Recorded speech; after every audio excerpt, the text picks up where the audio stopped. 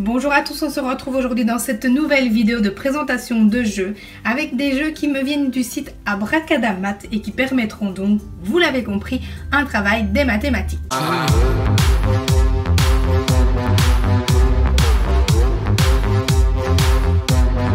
Ces jeux ont été conçus par une logopède qui est spécialisée en dyscalculie et qui vont permettre d'apprendre les tables de multiplication, mais le plus important c'est que ce sont des jeux qui permettront également un maintien de la mémorisation de ces tables et évidemment par le jeu. Cette première boîte permettra l'apprentissage des tables de multiplication et de division grâce à des cartes magiques et celui-ci permettra donc de travailler sur le maintien de celle-ci et donc la mémorisation. Commençons par la boîte d'apprentissage. Vous avez 4 paquets de 10 cartes qui vont permettre de travailler la table de 5, de 2, de 4 et de 8.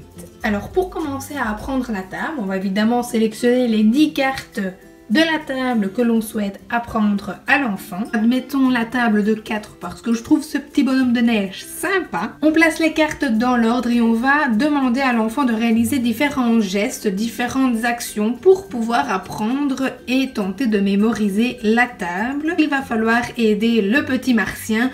Vous lirez évidemment cette petite histoire à l'enfant. La première chose que l'on demande à l'enfant, c'est donc de prendre la première carte, de lire le calcul ainsi que la réponse à voix haute. Alors pour avoir la réponse, il va falloir positionner son doigt sur la tache d'encre laissée par la fusée du Martien et magie, la réponse apparaît.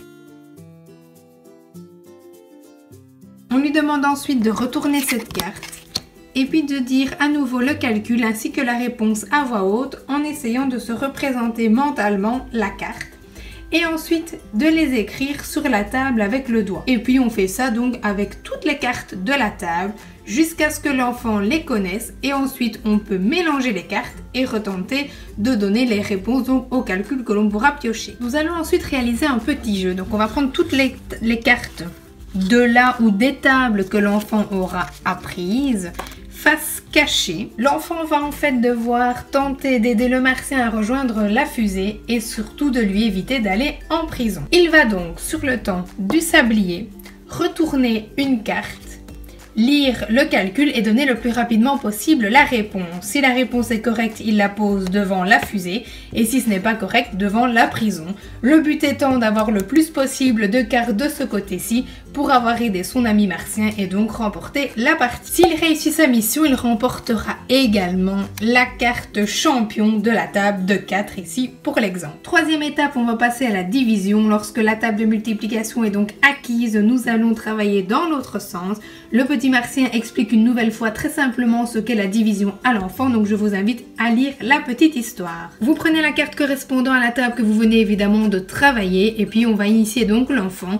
Si par exemple on fait 20 divisé en 4, je pose mon doigt puisqu'elle est encore pleine de tâches pour faire apparaître la réponse qui est donc bien 5. Et évidemment, vous aviez tous trouvé. Et donc vous réalisez l'exercice avec chaque table que vous aurez préalablement apprise. On passe ensuite au jeu de maintien qui sera donc un jeu de bataille. Vous allez pouvoir jouer à 2, 3 ou 4 joueurs, donc je vous laisserai lire les variantes sur les règles du jeu. Je prends l'exemple pour 2 joueurs, on forme 2 paquets de cartes. Les joueurs, comme un jeu de bataille traditionnel, retournent chacun une carte de leur paquet, donnent instantanément la réponse et celui qui obtient donc le plus grand résultat remporte les 2 cartes.